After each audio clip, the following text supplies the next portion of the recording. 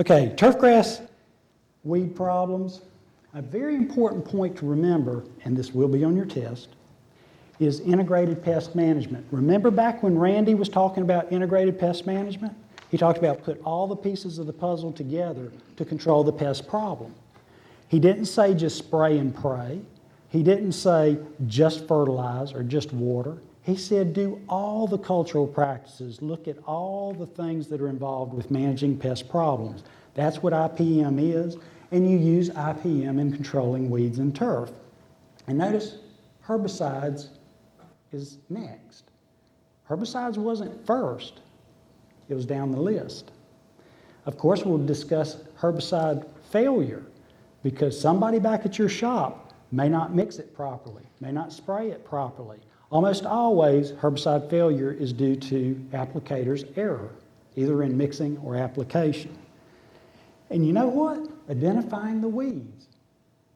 If you don't use the right herbicide for the weeds, you may not get control, and you may cause collateral damage to boot. All right, let's talk about weeds. What are weeds? Basically, they're simply a plant out of place. A rose bush in a cornfield would be considered a weed. A clump of fescue in a Bermuda lawn would be considered a weed. Your first line of defense in any weed control program, in turf particularly, is a good, healthy stand of turf. You have a healthy lawn, it's going to go a long ways to outcompeting weed problems that would try to develop. Use the right turfgrass variety for your situation. Would you typically put Bermuda in semi-shade or shade? No, because it would die an agonizing death. Point being is put the right turfgrass in that situation, and it will typically grow better and compete with the weeds. Fertilize to the advantage of the desirable plant material, whether we're talking about ornamentals or turf. Why in the world would you apply fertilizer to a Bermuda lawn in January or February? You shouldn't, because the Bermuda would not utilize it efficiently. Now, fescue could utilize the fertilizer in February, but we wouldn't be applying it on Bermuda. Dethatch. Steve and Todd both talked about dethatching lawns. Mow at the right height and the right frequency. Just simply mowing a lawn goes a long ways to reducing weed problems because how do a lot of weeds reproduce? Most weeds reproduce through forming a seed head, and then those seed mature, and then they come back and haunt you later. So if you keep it mowed, you reduce a lot of the potential for producing seed. Water infrequently and deeply. Now y'all know this, but do all your clients do this? Not necessarily. But if you can help educate your clients to water deeply and infrequently, you reduce disease problems, you reduce your insect problems, and typically you have a healthier turf that's more stress resistant, more stress tolerant. Of course, manage the disease and insects so that your turf stays healthy. Put all this together and you're doing what are called cultural practices. Water properly, fertilize properly, mow properly, and put the right plant in the right location. All those are considered cultural practices. Integrated pest management and weed control. Of course, regardless of where we're talking about on the test, you're probably going to hear something related to preventing the problem. If you prevent the problem to begin with, you don't have to worry about what to spray and when to spray it. Look at the source of weeds. Where are you bringing them in? We'll talk about that in a second, because you could be the one. If you're going to an infested account and doing the mowing and edging, etc., and then you take that equipment over to a fairly clean account, you could be bringing the weed problems to the second account. Clean your equipment off. Avoid bringing it from one location to the other. Okay, wind and water. We can't control the rain that might be moving some weed seed off of another area onto your property. We can't control the wind from blowing some weed seed over. So those sources we just have to deal with. And of course, wildlife. Birds, of course, love to pick up seed and bring it over to a new location. We just have to deal with those. But you do have control over your sod source, your seed source, your sprigs. you have control over where you're getting topsoil and soil amendments from so that you can reduce the potential of bringing in weed problems. Even the container stock and flowers that you bring into a location, be sure that they're weed-free. Very important. You remember Randy saying that a few times? Very important. You will see this again. Selective herbicides versus non-selective.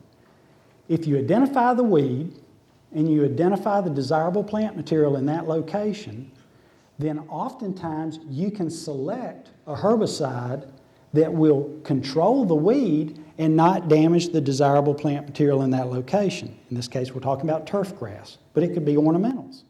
Identify the weed, identify the desirable plant material, then you often can select a herbicide to control the weed. Non-selective would be you spray it, you kill it. Whether you want it to just kill the weed and you sacrifice some of the desirable plant material, you just spray it all, kill it all, be done with it. Sometimes that is the case. Some of you will inherit a landscape where the turf is just so eaten up with weeds. Over 50% of that green out there in the yard is weeds. You may say, let's just kill it all and start over. Well, that would be a time to consider using a non-selective herbicide. More important things to remember. You have susceptible weeds, tolerant weeds, and resistant weeds. Susceptible means that the herbicide you selected will control that weed when applied properly. Tolerant weeds means that genetically, biologically, whatever herbicide you're applying doesn't really affect it. It has a natural resistance to it.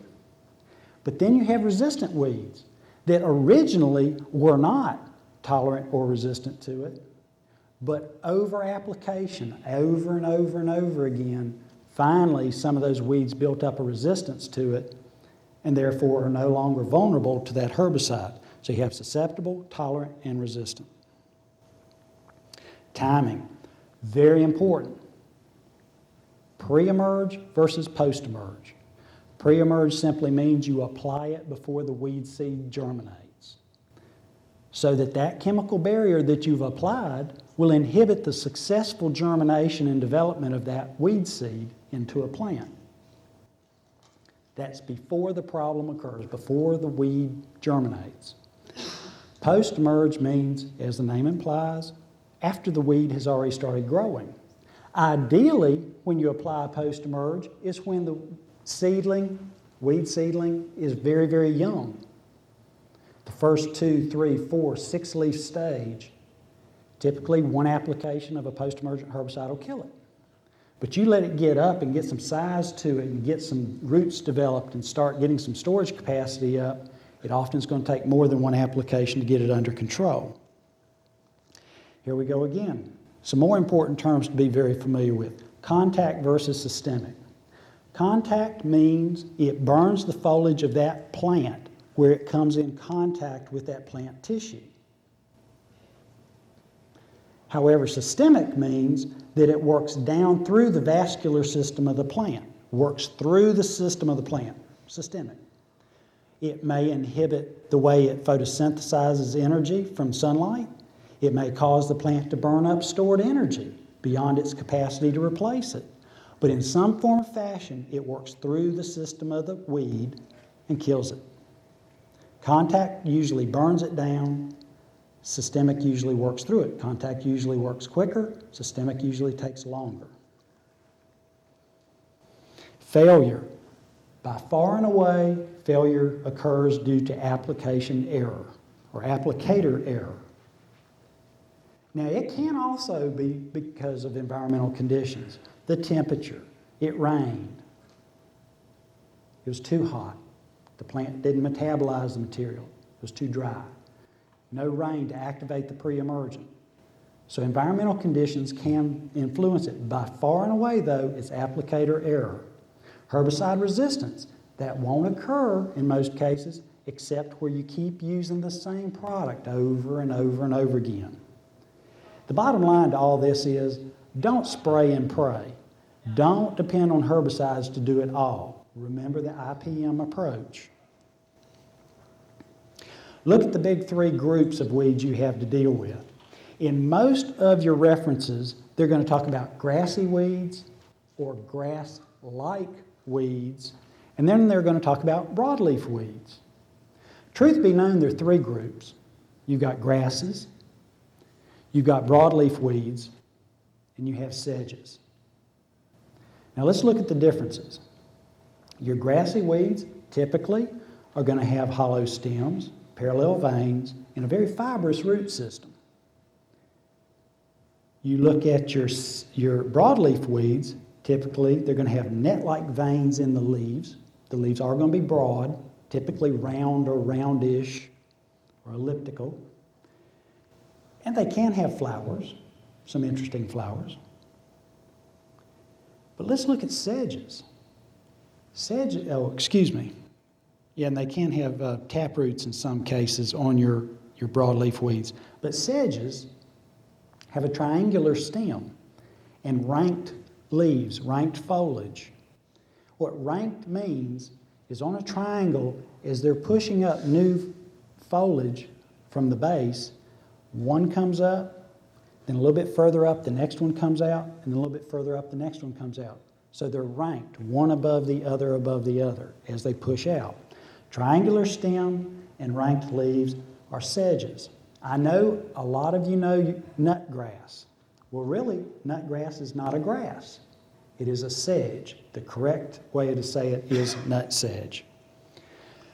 Very important, annuals, biennials, and perennials. Annuals mean that weed does everything it's going to do in one growing season.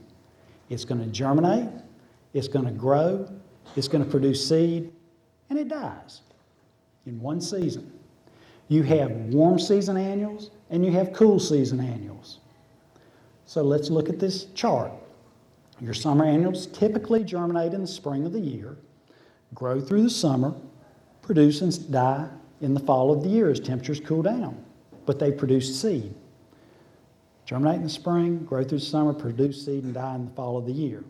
Well, just the opposite of that are your winter annuals. They germinate in the fall of the year, grow through the mild periods of the winter, produce seed, and die in the spring as temperatures warm up. So you've got annuals, which can be warm season annuals or cool season annuals. Then we get to the next level, biennials. Biennials means they live 2 years.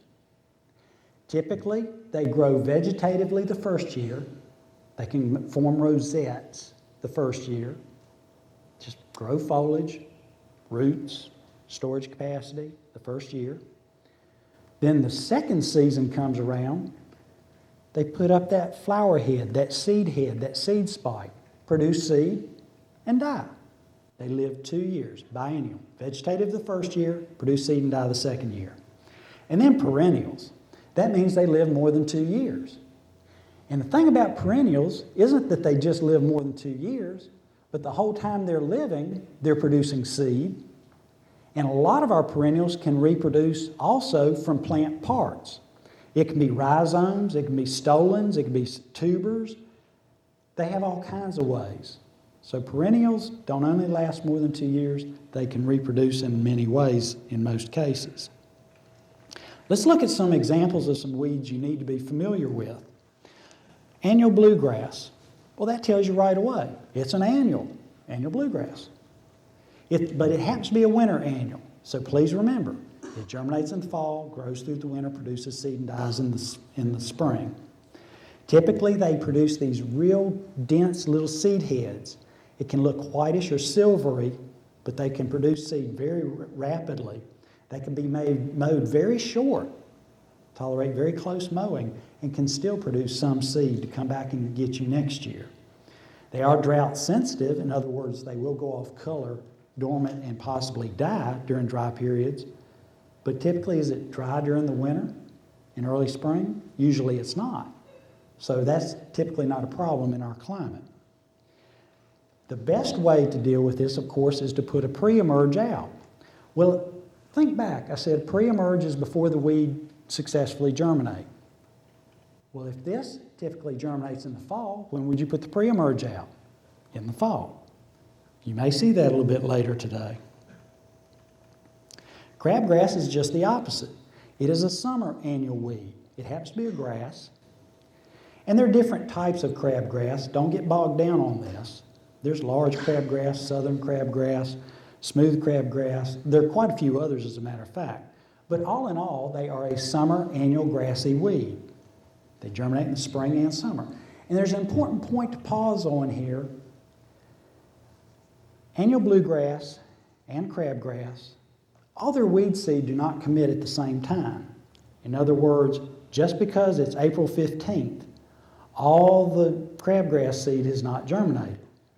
Or just because it is November 1st, all the bluegrass seed is not committed to germinate. They germinate over a period of time. The point I'm trying to make is, and let's stick with crabgrass in this example, is almost everybody in here knows, well, you put out the crabgrass preventer in our area at the end of February, usually, or sometime in early March. Well, I've just stood up here and said all the crabgrass seed doesn't necessarily commit itself in that, that early springtime. Some of those seed are going to lay around a little while and germinate later in the spring or early summer. So that is why some of you, when you put out your pre-emerge, you start seeing a little bit of crabgrass in the middle of the summer, and you're going, well, wait a minute, I put my pre-emerge out when I thought I was supposed to. Well, you can have outbreaks later. Your pre-emerge typically are going to give you protection around 6 to 8 weeks. And as that breaks down, then some of this seed that hasn't tried to germinate can come back and haunt you later. And the same is true with annual bluegrass. So sometimes you're going to have to make second applications of the pre-emerge. Goosegrass is a warm season grass. It germinates when the temperatures are a little bit warmer. So it typically is going to wait until late spring or summer to germinate. It's got a very fibrous root system. It's got a very low growing pattern. It really hugs the ground, very open center. See how it's kind of whitish in the middle there? Some people call it silver crabgrass. But this is something that you're going to run into, and it takes a little bit different pre-emergent than crabgrass does. They're both warm season annual grasses, that's true. But you need to identify this. If it looks like crabgrass but you're not sure, you may want to key it out a little bit further, bring it by, let the county agent take a look at it and say whether it is crabgrass or goosegrass. And remember, the seed heads will help you out a lot. If you can get a seed head with the plant itself, it usually helps you identify it more exactly. Okay, so summing it up, managing annual grasses, of course, they can be difficult to control after they get established because they are a grass. So you need to be very careful in selecting a post-emergent herbicide to control them in a turf situation. Pre-emerge usually do the best job and commonly do a good job, but of course occasionally you do have to call in a post-emergent.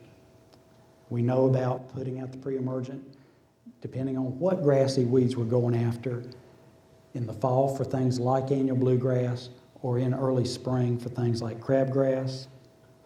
And when we talked about winter annuals, yeah, we already talked about that one. Dallas grass. Dallas grass happens to be a perennial. It means it lives more than 2 years. Technically, it's a warm season perennial. And it's a very low growing. A lot of people will think, well, it's a crabgrass, but it's just making this big clump and it doesn't go away in the winter. It turns brown, but that clump is still there. And it puts up these seed heads real fast. I'll go out there and mow it, and it seems like in 3 to 5 days I've got these seed heads coming up again. Well, Dallas grass is one of those that puts those seed heads up pretty quickly after you mow, and it can take away, because they stand up so tall, they can take away from the attractiveness of a turf. But it's very clumping, very low to the ground. If you just have a clump or two of this in a landscape, either hand removal, of course you may have to dig it out, or spot spray with a herbicide, but it will often take multiple applications because it is such a dense, tenacious perennial. Or if most of the lawn area that you're responsible for is Dallas grass, that's one of those times you may want to go ahead and kill everything and start over.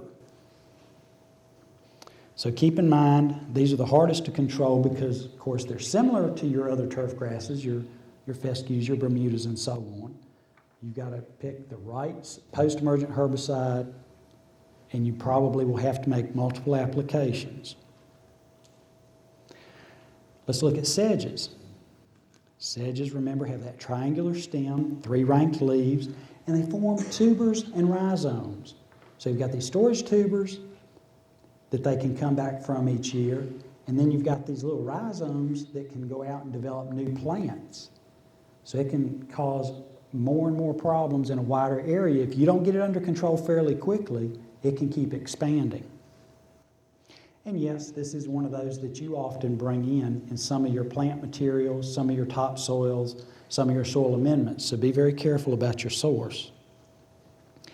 Yellow and purple nut sedge are the primary ones that you have to deal with. There are other sedges, but typically these are the two. Your yellow nut sedge, if you were to dig this up, the tubers are usually fairly smooth, usually a tannish color, and if you're so prone to do so, you can bite it and it has a sweet flavor to it. I have not tasted nut sedge tuber. I have had a rattlesnake weed tuber before, and that was actually pretty good. We'll get to that in a second. Purple nut sedge, the tubers are usually dark, very fibrous roots coming out of the tuber, and those tubers are usually interlinked. Now, those of you that don't have the opportunity to dig up the tubers and make that decision, and you notice I mentioned yellow and purple nut sedge, and you're going, Steve, why worry about which one? I'll just spray for nut sedge. Well, because some herbicides are more effective against yellow than purple, and some are more effective against purple than yellow. Point being, identify your weed, make the right selection of your herbicide, you'll get better control.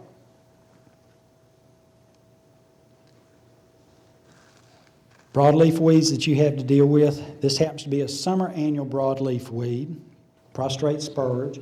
You're going to find it in some of the hottest parts of the landscape. You're going to find it where the soil is fairly compacted. It may be right up along the edge of the road where people have gone off the road and compacted the soil with a little bit of traffic and vehicle tires running over it. They do have tap roots, and one of the key ways to identify spurges is the milky sap when you break the stems. They can have small flowers, and some spurges, and like other weeds we'll talk about in a second, some spurges, those seed pods that they form, you disturb them, they'll actually fire the seed out of those little pods. So you just merely touching them or brushing them, they'll send the seed scattering in different directions in your landscape. So of course you would like to deal with this with a pre-emerge first. If you knew you had that problem last year, you'd like to get that pre-emerge out before it starts germinating in the spring as the soil warms up. Common chickweed. Yes, a bunch of you are dealing with common chickweed right now. It's out there in the landscape. It is a winter annual weed. It is a broadleaf weed. And you can use pre-emerge to prevent it back in the fall or very early winter. But where it does come up, of course, there's some broadleaf herbicides that you can go in and selectively kill it out. But look at that little flower. It has a very succulent stem, has a heart-shaped leaf, but that little white flower, the petals on it have that little notch in it. It's called a cleft petal. Henbit, a lot of you are dealing with this right now too. Henbit is in the mint family, has a square stem, but look at the leaves on it. Look at the way the leaves grasp around that square stem. They aren't out on little petioles or little stems. The leaves themselves grip all the way around the stem. It has these beautiful little purple flowers. Of course, that's not pretty out in a dormant Bermuda lawn. Dandelions, this is a perennial broadleaf weed that you have to deal with. And of course, most of you are well aware that it has a very stout taproot. And when you try and hand remove it, you leave a little piece, it often will regenerate from that small piece that you leave in the ground. But it can also reproduce not only from plant parts, but it can reproduce from seed. Plantain is a perennial broadleaf that you have to deal with. Typically it forms a rosette, fairly open and prostrate to the ground. Some forms are a little more upright. The two examples here are broadleaf plantain and buckhorn plantain. Notice the 5 parallel veins And you can see it a little more readily in the upper image. If you look at the leaf, it has 5 parallel veins coming out through the stem, out towards the tip end of the leaf. Clovers. Most of your clovers are perennial. There are some annual clovers, but in our case, we're going to talk about white clover and red clover. They can reproduce from seed, but they're perennial and they form stolons running out across the ground. They try and spread. And they have trifoliate leaves. Most of them are 3-leaf clovers. Wild garlic can really be a pain because it is a perennial. It can reproduce from the bulbs in the ground. It can reproduce from the bulbs, aerial bulbs or bulblets that get scattered. Now, when do you typically notice these in a landscape? You typically notice them in your dormant, warm season grasses. You normally start noticing them in November and February. That's just somehow they seem to show up more. Well, they have to be a cool season perennial. So when it gets hot, they die back down and just kind of hang out until next November when they come up again. Well, when would you treat for these? Well, since you already have them, typically you're going to treat for them in November and February when they typically are most active. So keep in mind that when you manage winter annuals and perennial broadleaf weeds, you can use a selective post-emergent herbicide mid-fall or early winter, or you can use a selective post-emergent herbicide in mid to late spring. It just depends on which weeds you're dealing with. So we're in the home stretch here. Remember, develop a weed management program. You'll want to identify the weeds, the desirable plant material, then make your selection of a herbicide. Understand the life cycle of the weed. Is it an annual, a biennial, or a perennial? Try to avoid the problem through proper site preparation. In some cases, you need to kill everything with a non-selective herbicide before you make that flower bed, that shrub bed. In extreme cases, you might fumigate, but we're not going to go there. Of course, apply the correct fertilizer and soil amendments for those annuals or perennials that you'll be putting out in the landscape. And space the plants to be competitive with the weeds. That doesn't mean jam plants together. Just know what size the plants need to grow to and then space them out accordingly. And there's some other cultural practices that we're going to talk about in a second. But don't forget, put the right plant in the right location so that it grows robustly. Site maintenance. Of course, when you just have a few weeds, hand removal is the most practical thing to do. But don't overlook the value of mulching. 2 to 4 inches of mulch, that'll be on your test, 2 to 4 inches of mulch typically will help inhibit weed seed from successfully germinating. Doesn't mean you won't have weeds. It just means you've got a layer of protection out there to reduce the weed problems. In other cases, you may choose to use landscape fabric. But landscape fabric isn't perfect. Typically, landscape fabric gives you 2 to 3 years of good weed control, but over time, as the organic layer on top starts breaking down, you form that compost soil-like layer on top of the fabric. And if your mulch has gotten thin, seed can drop down, germinate, and root right through that landscape fabric. So it will give you some advantage, but it can break down over time. Obviously, you want to be careful with your non-selective herbicides, because here again, if it gets blown over on your desirable flowers or your desirable shrubs, you can injure them.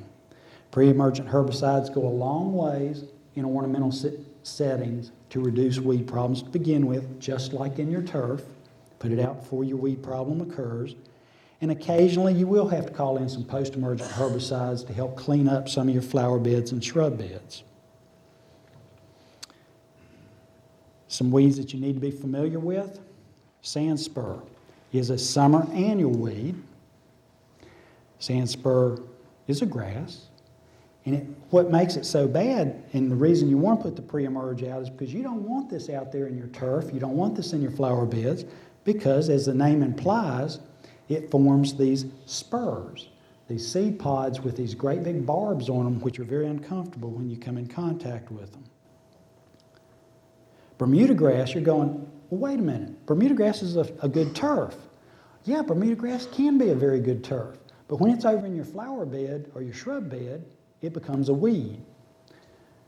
And what makes it so difficult is it's a perennial.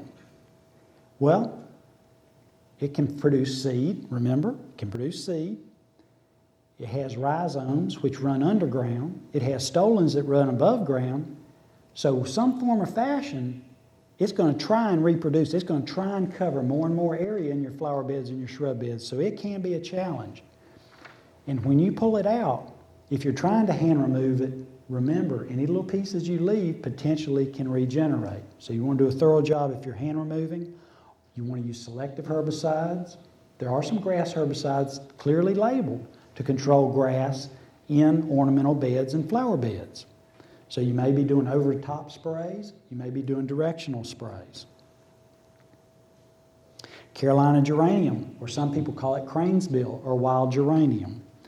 Typically, these are roundish leaves, but they have very deep lobes in those leaves. They do have purple or pink flowers, and the seed pods themselves, hence one of the common names, look like a crane's bill. You can hand remove these. A good mulch layer 2 to 4 inches deep can inhibit them, and occasionally you'll go out there and spot spray with herbicides. Horseweed is a summer annual. Oh, I'm sorry, let me go back. Of course, don't forget, Carolina geranium is a cool season annual. Horseweed is a summer annual. Of course, it can put out these flower heads, can get quite tall. And of course, when you let these seed heads develop, they form all this seed to be scattered out across your landscape and come back and haunt you later. But hand removal is practical in a lot of cases. Broadleaf weed herbicides can help depending on the setting. Bull thistle is an example of a biennial. Remember, biennial, grow vegetatively the first year, produce seed, and die the second year. This forms the rosette you see here the first year. Flat to the ground, typically, not totally flat, but fairly close to the ground. But then the second year, it forms this seed head. The flowers are beautiful, but you don't want to handle them because they have tremendous thorns all over them. So if you do decide to hand pull them, remember to wear some very thick gloves. Wood sorrel is a perennial. Some of you know it by the term oxalis. Yes, there are some oxalis in the ornamental trade, but in this case, it's typically a weed in your flower beds. Those of you that grow container plants, it can be a weed in your containers too. This forms one of those seed pods I was talking about that will fire off the seed and cast them a great distance away from the original plant. Has little yellow flowers, trifoliate leaves, but these trifoliate leaves are more heart-shaped. And as they creep and crawl across the ground, they can root down at each node.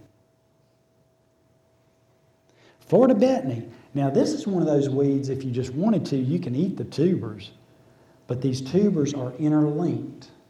And they're very white, and they have constrictions on them. The plant itself above ground has a square stem. It also has these pretty pinkish purple flowers. But where it gets its name, of course, the proper name is Florida betony, but a lot of people call it rattlesnake weed. And the reason it's called rattlesnake weed is because of the constrictions on the tuber you see up here on the screen. Those tubers are edible, by the way. But what makes this such a problem is it just creeps and crawls through your flower beds and just keeps coming up because those tubers are a huge storage capacity. You want to stay on top of these and remove them as soon as you can and spot spray as needed. And keep your mulch the proper depth. Just the last few that I need to go through. Dock is a perennial. Curly leaf dock, broadleaf dock, these form rosettes, but they're perennial. So they live more than 2 years. They have a very tenacious taproot. You'll be amazed at how large those taproots can be if you try and dig them out. But just like some other weeds, if you try and pull it up and you don't get almost every bit of the taproot, they can regenerate and come back. And I believe we're in the home stretch here. Poison ivy. Poison ivy out in the woods, you know, we're all familiar with that, and we all are very careful with that. Great fall color. Wildlife loves it. Has little flowers that are kind of inconspicuous, but then it forms this fruit, and this fruit is very attractive to birds. And it's so attractive to birds, they can't resist it. They eat it. Then they come over to your yard and they pass the seed, and you have poison ivy growing out around your landscape.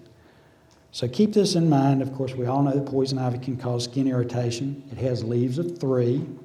They're very glossy green leaves. They can be somewhat attractive, but it spreads by seed and it spreads by rhizomes. And that wraps up my portion of Category 24